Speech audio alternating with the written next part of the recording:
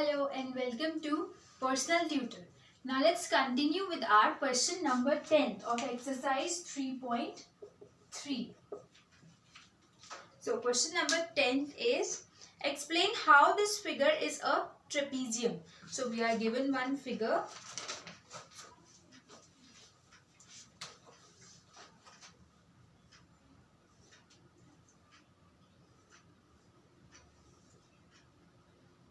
This angle is 80 degree and this angle is 100 degree. K, L, M and N. Which of its two sides are parallel? So, अब explain how this figure is a trapezium. अब trapezium की property क्या थी? That at least one opposite side pair is always parallel. मतलब अगर ये एक trapezium है, फॉर एग्जाम्पल अभी तो हमें एक्सप्लेन करना है कि ये ट्रेपीजियम कैसे है, बट फॉर एग्जाम्पल ये ट्रेपीजियम है, सो इसकी एक ना एक ऑपोजिट साइड का जो पेयर है वो पैरेलल जाएगा, मतलब कभी भी इंटरसेक्ट नहीं करेगा. ठीक है, तो अब अगर मैं इन दोनों साइड्स की बात करूं, सो आई डोंट थिंक ये साइड कभी भी इंटरसेक्ट नहीं करेगी. ठीक है, कट जाएगी इंटरसेक्ट. तो अब हम इन दोनों साइड्स को प्रूव करने के लिए क्या करेंगे? इन दोनों साइड्स को प्रूव करने के लिए ये दोनों साइड्स कभी भी मीट नहीं करेंगी, बिकॉज ये दोनों पैरेलल जा रही हैं. तो अब हमें प्रूव करना है कि ये पैरेलल है, और प्रूव करने के लिए हमारे पास जैसे दो लाइंस हैं और उसमें एक ट्रांसवर्सल जा रहा है. Suppose this transversal, okay, this is a transversal. ऐसे ये मैंने एक ट्रांसवर्सल बनाया.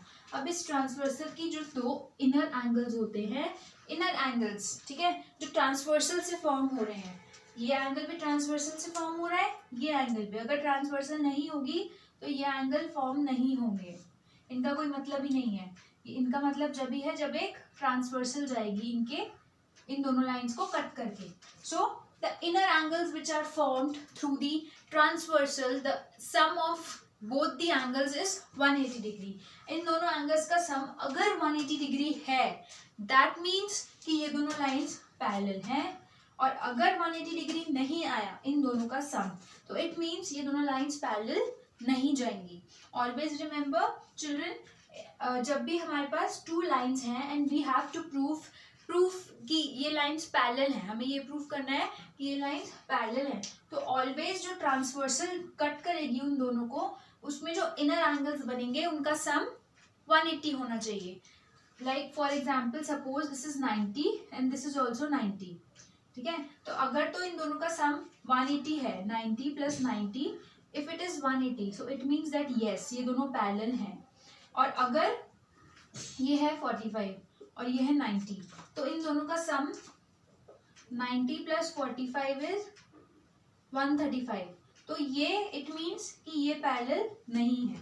ठीक है, तो ये एक मेथड है चेक करने का. So similarly in this quadrilateral, अगर हमें प्रूव करना है कि ये लाइंस पैरेलल हैं, this line and this line, तो हम इन दोनों में जो ट्रांसवर्सल कट कर रहा है उसके इनर एंगल्स का सम होना चाहिए 180.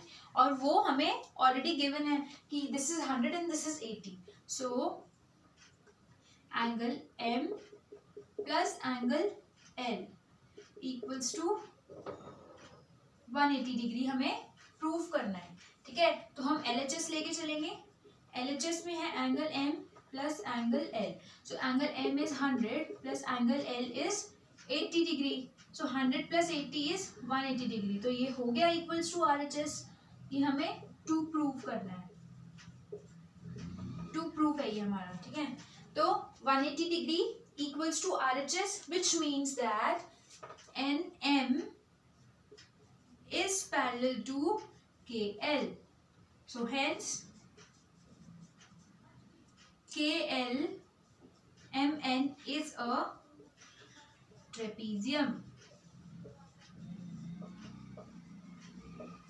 Okay, so हमसे एक और क्वेश्चन पूछा था which of its two sides are parallel. तो हमने बता दिया NM is parallel to KL. These both lines are parallel. And why? Because उसके जो ट्रांसवर्सल कट कर रही है उसके इनर एंगल्स का सम है 180 degree. Okay, so this was question number 10. Now let's come to question number 11.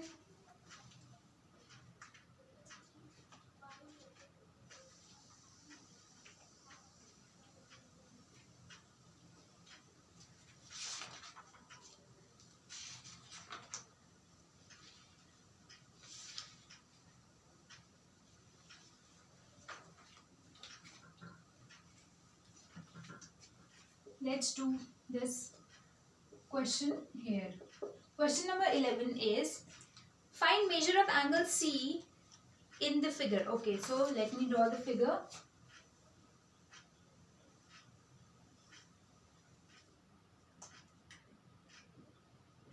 So this is 120 degree. A, B, C, D. And also हमें तो find करना है, find measure of angle C. We need to find this angle, and also we are given something. What we are given? That AB is parallel to CD. Means this line is parallel to this line.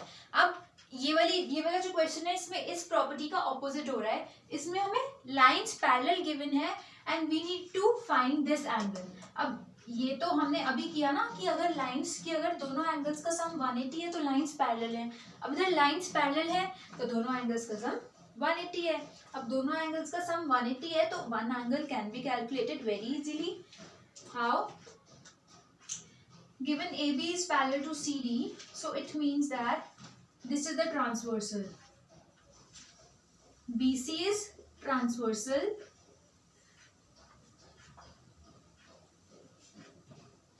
Okay, so angle B plus angle C equals to 180 degree. And bracket में लिख देंगे because AB is parallel to CD. So that's why angle B plus angle C होगा 180 degree. Now angle B is 120 degree and angle C we have to calculate.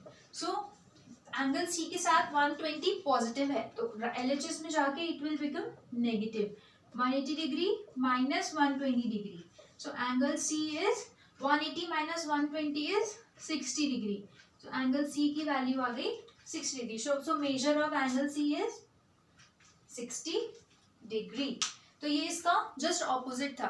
तो हमें सिर्फ इतना याद रखना है that if two lines are there and one transversal is there, so जो inner angles का सम अगर 180 है तो इट मींस लाइंस पैरेलल है, और अगर लाइंस पैरेलल है इट मींस इनर एंगल्स का सम 180 है. Okay, so we have completed our question number 11th also. Now let's come to question number 12.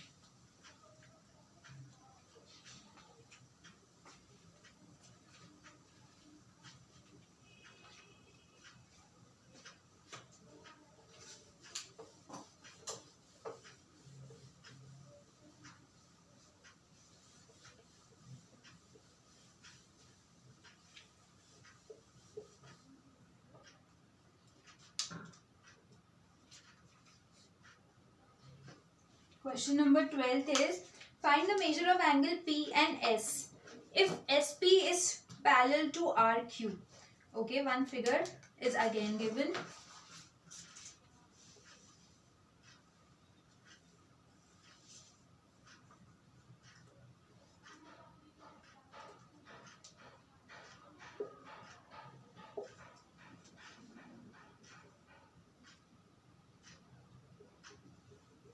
So we have to find the measure of angle.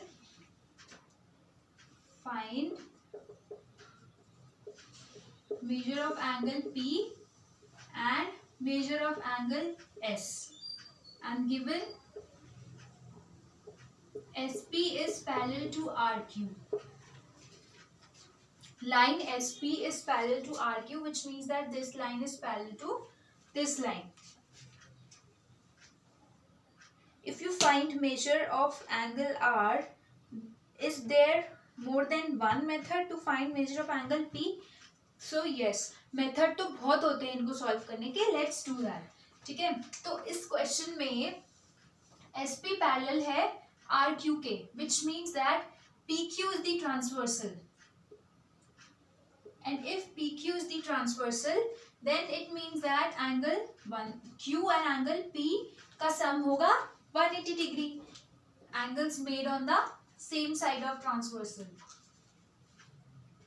So we will start by writing angle Q plus angle P equals to 180 degree. Okay, and bracket में we will write angles on the same side of transversal या फिर inner angles of the transversal. ठीक है. Now angle Q is 130 degree plus angle P is equals to 180 degree. ठीक है. तो ये दोनों inner angles हो गए ना, this one and this one transversal के एक side पे, तो angles on the same side of transversal. Now 130 is positive, so इधर जाके 130 will be negative. So 180 degree minus 130 degree. So angle P comes out to be 50 degree. अब ये 50 degree आ गया, तो हमें पता है कि quadrilateral का interior angle sum होता है 360. We have all the three angles. So this is 90 because ये sine जो है ये 90 का होता है. So we know all the other three angles, तो fourth angle easily we can calculate. Shall I rub this one? Yes. So fourth angle calculate करने के लिए angle P plus angle Q plus angle R plus angle S equals to 360 degree. Angle sum property. Okay. So angle P is 50. Angle Q is 130 and angle R is 90, and we have to calculate angle S. Angle P आ गया, अब angle S calculate करना है. So 50, 130 plus 50 plus 90. 0 as it is. 5 plus 3 is 8. And 8 plus 9 is 17. So 7 in there and 1 carry. And 1 plus 1 is 2. So 270 plus angle S is 360 degree. So angle S comes out to be 360 minus 270. So angle X is 90 degree. कैसे? 360 में से 270 minus करते हैं, 16 रह जाएगा ये, और ये 2 रह जाएगा. 16 minus 7 is 9 and 2 minus 2 is 0. So angle S is 90 degree. इससे अब हमारे दोनों आंसर्स आ गए. बट इसने पूछा है that is there more than one method? So yes. अब सेकेंड मेथड भी करते हैं हम इसका. सेकेंड मेथड, अब हमने पहले एंगल P की वैल्यू निकाली, देन हमने एंगल सम प्रॉपर्टी से S की वैल्यू निकाल दी. बट ऑल्सो अगर हम फिगर को ऑब्जर्व करें, सो ये जो हमारा ट्रांसवर्सल PQ है, ये SR भी तो हो सकता है. SR भी तो एक ट्रांसवर्सल हो सकता है, बिकॉज PS एंड RQ तो पैरेलल अभी भी हैं. So now let's take SR as the transversal line.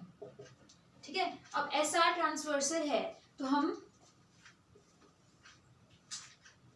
Angle S plus angle R equals to 180 degree कर सकते हैं by angles on the same side of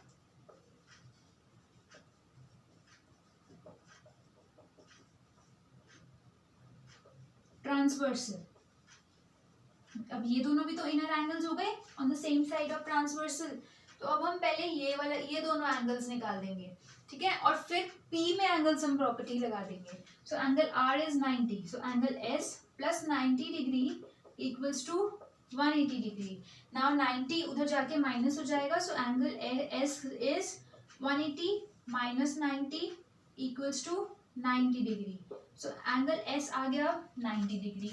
अब एंगल S 90 डिग्री आ गया. So again angle P plus angle Q plus angle R plus angle S हो गया 360 degree by angle sum property. Again इधर भी angle sum property लग जाएगी.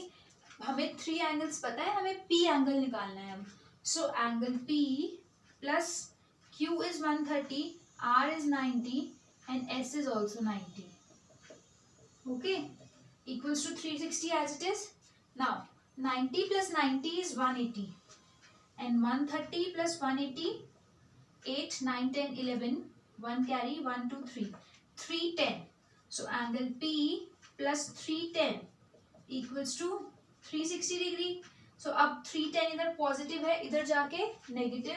So angle P equals to 360 minus 310. So angle P equals to 50 degree. अब देखो दोनों से आंसर सेम आया. Angle S 90, angle S 90, angle P 50, angle P 50. So doesn't matter, कोई भी मेथड अप्लाई करो, आंसर सेम आना चाहिए, करेक्ट होना चाहिए मेथड. ठीक है. So with this we have completed our question number 12 as well.